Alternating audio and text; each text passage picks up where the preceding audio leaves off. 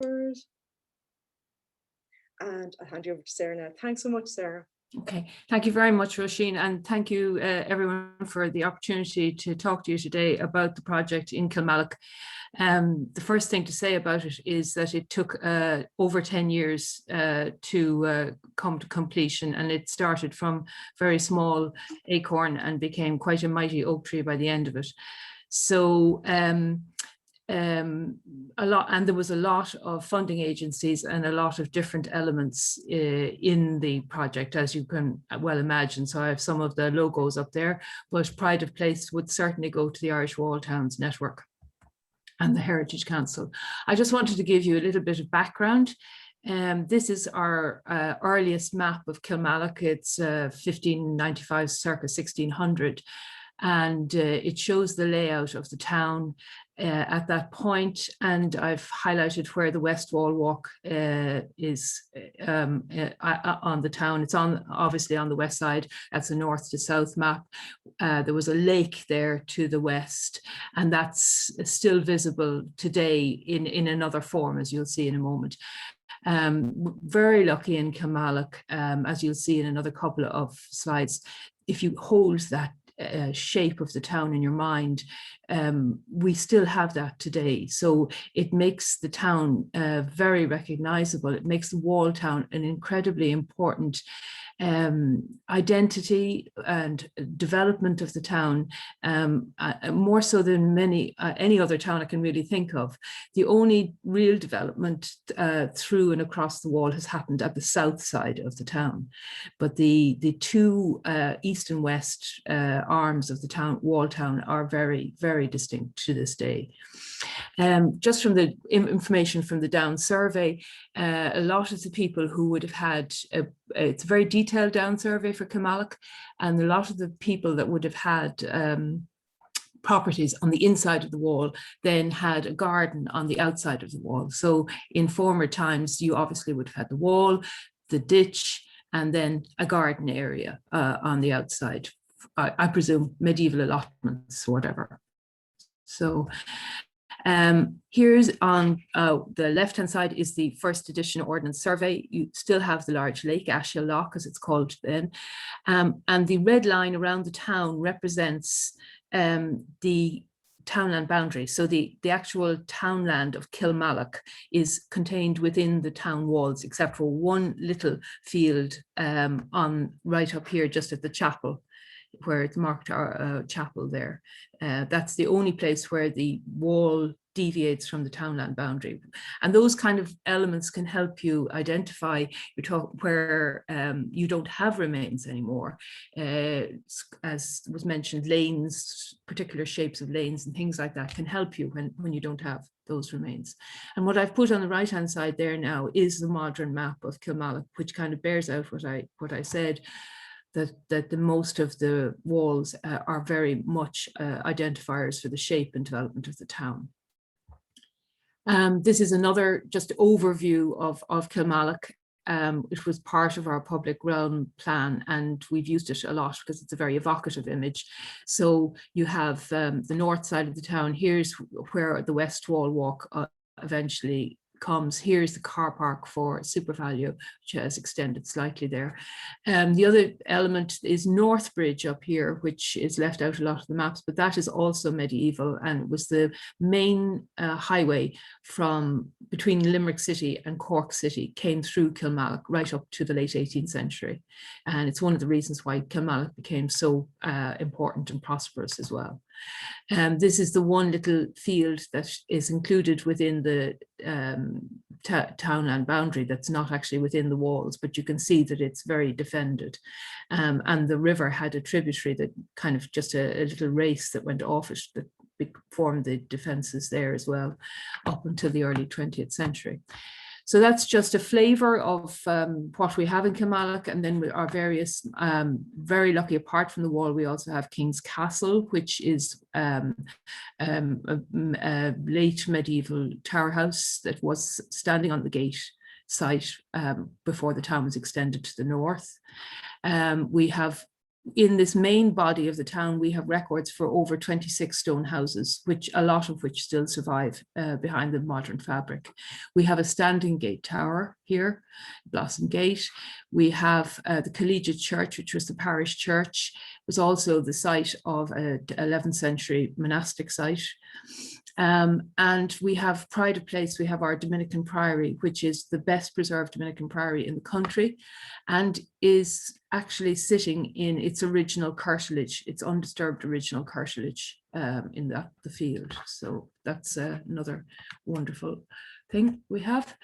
So I'm just giving you an idea of where Kilmallock was before the Walled Towns Network. And so we were very lucky to have this 1999 survey, photographic survey, which had been commissioned by Dukas and carried out by Buchan, Kane and Foley architects. And I have to say, they were very kind, because when I started doing the work on the wall, they shared all of their residual photographs that they'd taken at the time. So I have a huge corpus of material from that time, and I'm very grateful to them for that. So we had that, and you can see from those photographs that the wall was in not a great condition. Some parts, there was major part in the center where there had been some falls, and the whole area outside was very rough and just used as grazing land, but poorly grazed, you know, poorly managed, and it was in private hands. So then along came the Irish Walled Towns Network, which was a wonderful thing for Kilmallock, because we were able, through conferences and through works, to start raising the profile of the walled town in Kilmallock. And that's very important for to get local authority buy-in and to have support for doing work. So the first main elements were sponsorship for the Kilmallock Town Walls Conservation and Management Plan and the Kilmallock Walled Town Public Realm Plan.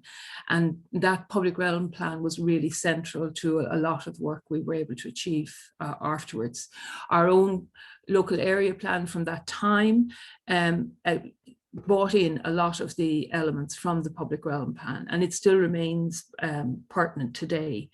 And so the reason I'm going through this is that actually, when you have that kind of structure in place, it's easier then to get support within the local authority and match funding and a general buy-in. And so our objectives remain in our current local area plan, which is just published last year. The objectives are very central about the town walls and what we'll be looking after them in the future. And that's, when you have that, you have a very strong base to build from for whatever you want to do, whether it's capital projects or interpretation. So we started the works in 2009, very nervously, it has to be said. We did a rectified survey of the short amount of the area that we were doing.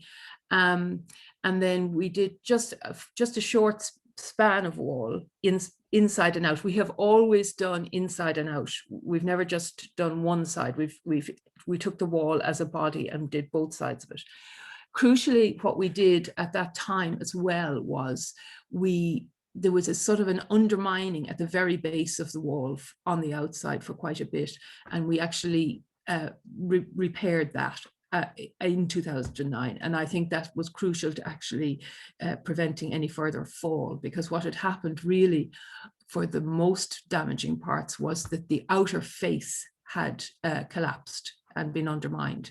So by doing that in 2009, it was barely seen by anyone, but I think it was very crucial in helping.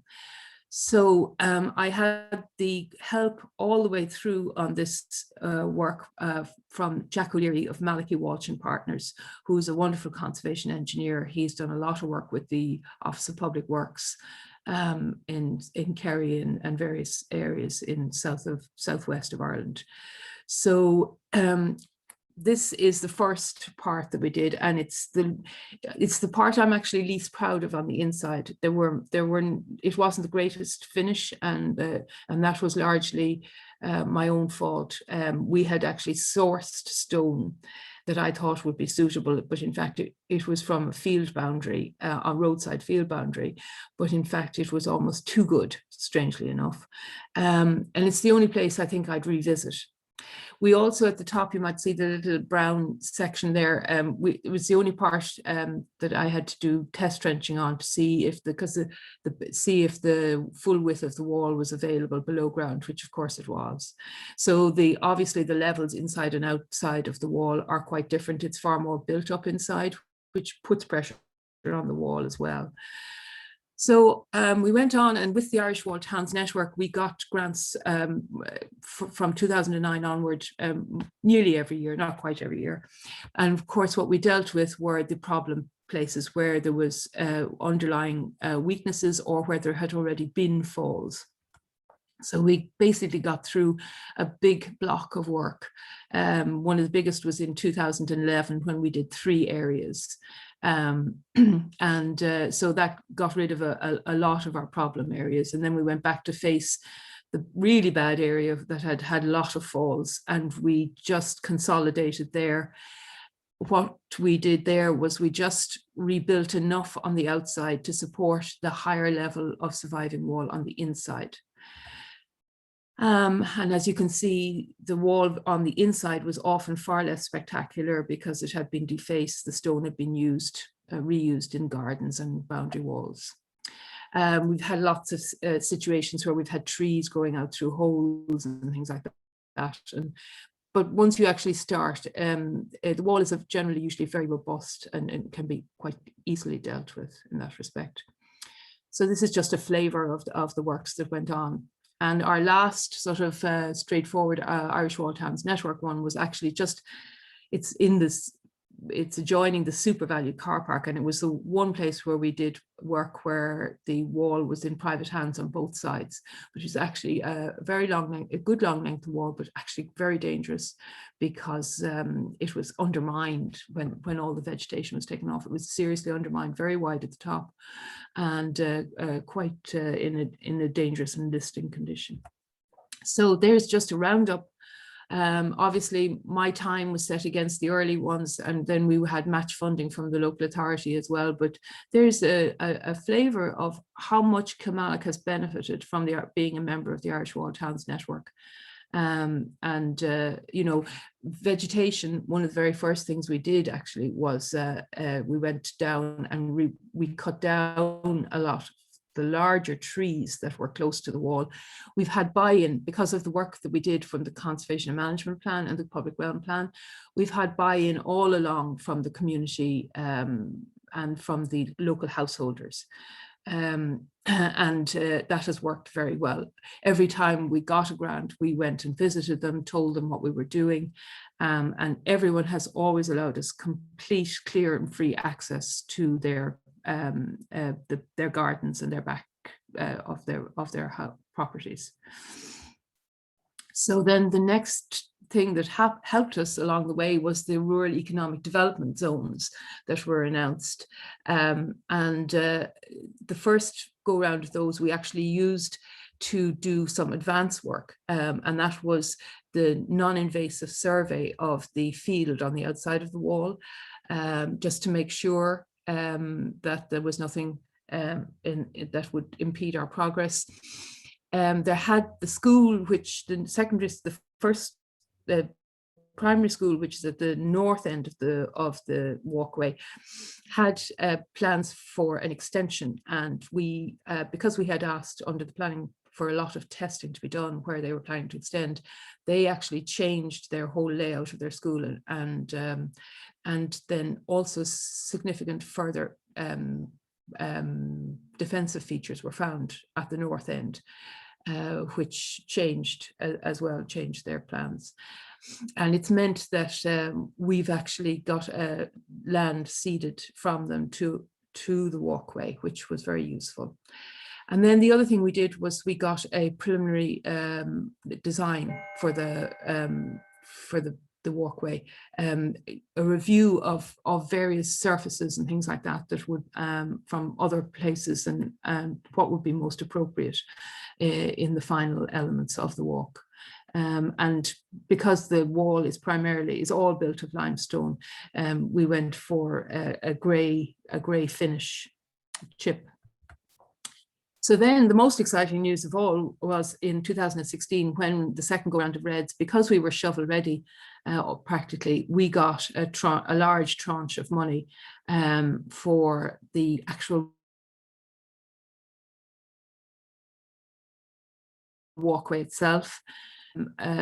Second element, so one was the actual installation of the walkway, and the other was actually raising the walls in a variety of places. As well as that, we would have had to go for Part 8 planning permission, which is a local authority. When a local authority is going to do a development, if it's in excess of a certain amount of money, you have to go for Part 8, and there's various other things. There's a whole list of things where you need Part 8, but this was specifically because it was over 126k project. We got Part 8, and we also had ministerial consent to get, and in advance of that, I also did some additional testing along the line of the wall where there had been some anomalies thrown up in the non-invasive. So there's a lot of elements ongoing, and in the meantime we were also having meetings with the landowner. We were very lucky on the outside of the wall. We actually only had 3 landowners, and that makes life very, very much easier.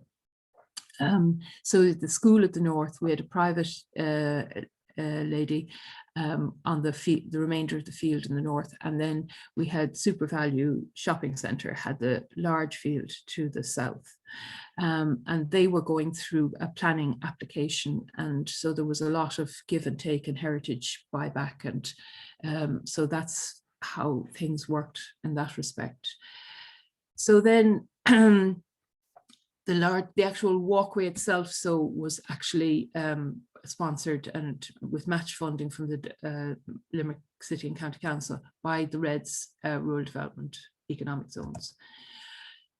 And these are the areas where we went back and raised the wall. And so at the north and south, at the north and in the middle there, were areas where we'd already worked from the Irish Wall Towns Network, but because we had followed a very purist heritage policy there of only consolidating what we had, when we went, we got ministerial consent from the Department of National Monument Service to actually raise the walls to a minimum of 2.50 meters. So I felt that that was appropriate. It would be the same as a garden boundary wall, because we're now going to make this into an entirely public space, and we had to look after the community and the inhabitants. So that meant that various places got slightly added to.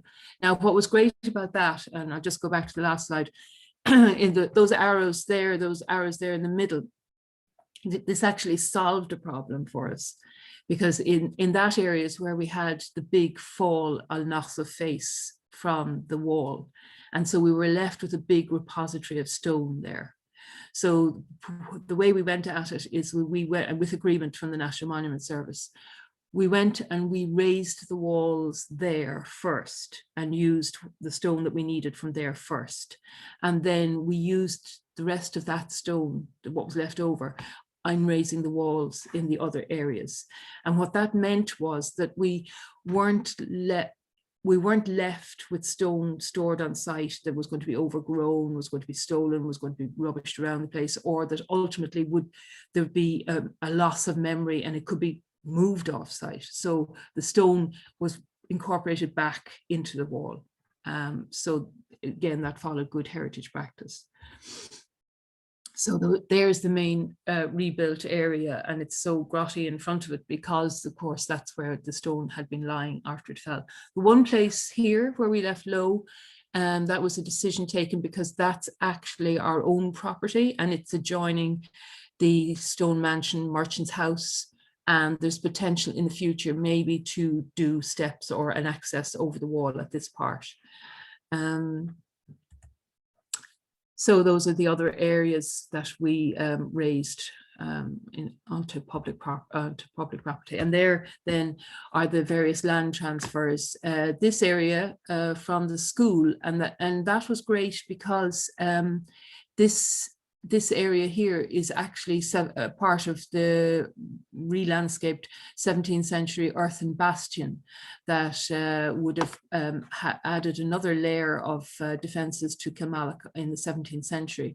And this is where additional ditches and banks were found. And so we actually had a very confined line to actually bring the pathway up in this area between the existing medieval town ditch and the outer defences that were associated with the 17th century bastion. We're very lucky in that we actually have open ditch here, so you get a really good sense of what the wall and general medieval defences look like. And the other thing I love down here is because it's so marshy leading into the lake, or the wooded area as it is now, is that the ditch is actually represented by wild flaggers, wild irises. So without having to do any interpretation, the nature is interpreting it for us, which is lovely. So as I said, the school here, the private landowner here, and then the rest of this field was belonging to SuperValu, who have their car park comes to about here, and that's SuperValu in the back entrance then in there. So it's very accessible. There's a part of the SuperValu development meant that there were 50 public car parking spaces and 3 bus bays provided at this southern end, which will be great in the future. So then when we were going to build the walkway, we put a secure boundary on the outer edge, we planted this as well. So ultimately, even though it doesn't look particularly pleasant at the moment, the hedging will grow up through it and it will be concealed. Then on that wider area that you saw abutting what was the lake and is now forestry, we've just post and rail down there because we probably will require access to maintain the ditch that's down there, the waterway. And then this is the northern end at the school, and just not too military type of stopping people going in, but still trying to not have buggies and mechanical conveyances going in into the walkway. And so this is how it's looking now, this side we'll leave very wild, generally leading down to the walkway. Here is the infilled ditch, and again we have a pattern of maintenance where we keep just the edges of the pathway cleared, cut, mown, and the rest is allowed to grow, and it gets cut maybe twice or 3 times a year. And it's a wait and see to see if that works, and so we might change that policy if it's creating any difficulty. There's from the northern end, from the school end, looking back down, and we kind of brought the pathway out as far as we could to have it wheelchair accessible, not to have it too steep, because there is a slight climb in that northern field. And so we had our official opening on the 12th of October 2018, when the heavens opened and we were pulverized by a hurricane. But everybody was pretty cheerful about it. We were opening a footbridge at the far end of town on the same day.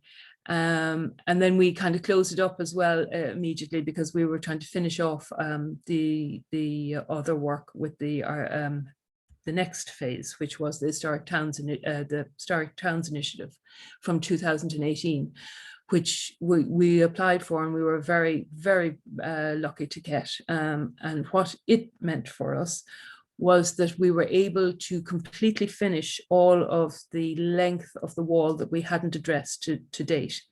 And that was, the wall wasn't in poor condition, but it just needed maintenance. And through it, we were able to take all of the rest of the vegetation off, we were able to flange the wall tops, and we were able to repoint where necessary. And we didn't repoint everywhere, but it meant that the wall, before we really opened the walkway to the public, the wall was in the best condition that it could be in. So as you can see, there was quite a lot of long expanses of wall, these marked in red, the areas left to be done. And so, because there is over, well over, there's nearly 500 meters of wall on the west side there. So also included was work to Blossom Gate to waterproof and weatherproof the top level of it. Then another wonderful thing that we got done during that time is we did a complete rectified survey of the entire length of the wall, inside and outside, before we started the final works, which is very useful. I mean, rectified surveys, I would recommend them. They're wonderful for tendering. When you go to tender, you can be incredibly accurate. They're also they're a necessity for a proper recording of your product before you start doing anything with it. Then Blossom Gate, we just did some work at the entrance to Blossom Gate, the actual door and the steps, which are the work to the steps is totally reversible, which just made them safer. They were very irregular. And we also did weatherproofing at the top. And then as a part of that, we ran a 2-day lime workshop. Again, natural, we used natural lime on the hottest 2 days of the year. So really our climate and our weather has never been kind to us. And so the works on the wall for the final phase of it, they were quite lengthy, and we were lucky to have a local craftsman, mason company, and we've used several different companies during all of the work that we did to the wall, but the local construction company that have done the most work, which is nice. So various shots of it, and the great thing as well is that getting up on the top, toward the northern end in particular, we had quite a lot of the parapet wall left, which was great to finally be able to show that up. The wall in Kilmallock is obviously it's not hugely wide, it's a meter, generally a meter, and as you can see from that, the inside is often defaced, and so it's less than a meter.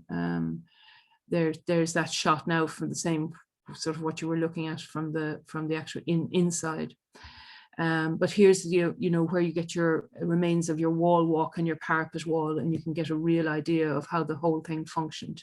And this is the flaunching then on the surface, so you have the full height of the interior of the wall when you have your surface and your finished surface like that. So that was great. So that's sort of where it was by the end of it. And what you see here is another element, because the Historic Towns Initiative was not just about the wall, it was about the public realm and creating amenities and things like that within the town. And so there was, you saw it when we were doing the workshop, there had been sheds up against the wall, and there was a concrete surface associated with those sheds.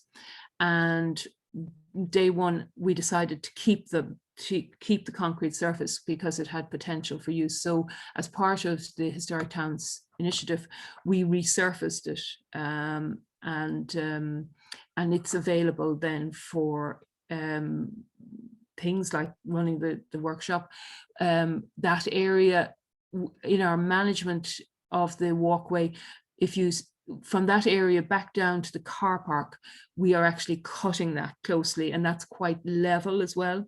So that gives you a whole area that has potential for use for markets or shows and things like that. And that area has already been used in 2018, I think, or 1919, for a big battle of reenacting battle. It's also about to be covered in a fall surface so that we can have some kiddies activities on it. 3/4 of it will be covered in not horrible black, but a mid-grey and a light grey to match the walls. And we'll also put some planters and seats on the northern part of it so that there can be more activities there. Another thing that I think there might be a theatrical performance held on it later in the year as well. So, you know, when you're designing stuff, you know, you try and think ahead of time and what areas, even if it's not particularly pretty, which this wasn't at the start, think of its long-term potential. And if you're close to a historic place, if there's something that's modern and already existing, sometimes it's good to keep it because it allows you that flexibility to create a modern convenience, let's say. So we did walks for the children. What's great is you see in the background here, this is the primary school at the north side of town. So the walkway has changed people's patterns hugely in that a lot of the kids are able to walk or cycle to school even on their own up through the walkway because they're not interacting with traffic, and it's a safe and a visible walkway. And it means that I've seen mothers going up and down to collect their kids at various times during the day. And it's a hugely used resource. This is our amenity area now that as it is today. And this is actually before the final phase of construction, but it does give you a lovely sort of bird's eye view of where the walkway fits. So you can see in the south, the SuperValu car park coming up. This is the area that is very usable. Here's the amenity space. This is very wild area, just reverting to nature. This is through more managed farmland. And here's the ditch, the fosse, where it's open. This is one of the highest parts of the town wall. From the outside, it's over 5 meters all along there. And then you come up, and this is what it actually came out to about here. It was the 17th century bastion, and later became a commemoration on the inside for 16th century martyrs. There's a little space going off into the church. There's an access into the church, and then you can kind of come up here and come out onto the main road. Then, as Roisin said, she stole my thunder. We got shortlisted for 3 awards actually in 2019, which was, I mean, being shortlisted amongst that kind of company was a privilege indeed. So the Excellence in Local Government Awards and the Engineers Ireland Awards, and then the Heritage Awards for the Irish Building and Design Awards, which was great. And then the other aspect of it, and more recently, in 2017, we also got money from Town and Village Renewal, and that helped us create a long-term plan, which we did in 2 phases actually, because we had got earlier Town and Village money, and we had done a first section of this Priory Walk. But in 2019, we were able to finish the Priory Walk, which takes you all the way from near North Bridge, which is here, around and right up into the middle of town. And you're able to, from here on, you're able to go over to the Dominican Priory. And with all the various walks around town, we actually have over 5K of walks now, and it couldn't have obviously come at a better time, because with the lockdown and COVID, the walkways were just, you know, they were just ready-made for the last year. And the other thing I have noticed is when we opened the West Wall walkway, people were very appreciative, and it was the first time this used to be used as a shortcut to school, but you were crossing private property. So it's the first time that the town actually had access to its own defences and its own wall, because the actual viewing points for the town wall from the inside of the town were constrained to people's private properties. And very much the attitude had been that while they knew it was there and they didn't want any harm to come to it, they were nervous of the wall. And in a lot of the time when we moved into the back, even though there was lovely long burgage plots, the area closest to the wall had been let be overgrown and lost. So although we're very fortunate in having this central part, which is quite open and quite a long expanse of wall, it was quite overgrown there as well. So it meant that people, and I always think that the best way to appreciate defences, town defences, medieval, is from the outside, because that's where they're meant to shock and awe. It was great. And I kind of have this kind of way of saying, I think everybody in Kilmallock is walking a bit taller and prouder. And certainly working farther. They're going to end up being the fittest town in Ireland, I'd say, by the time they're finished. So I tried to touch on most of the points, but I was very conscious of Roisin thought there might be questions on detail and nitty-gritty. So I've galloped through the presentation so that there'll be more time for talking.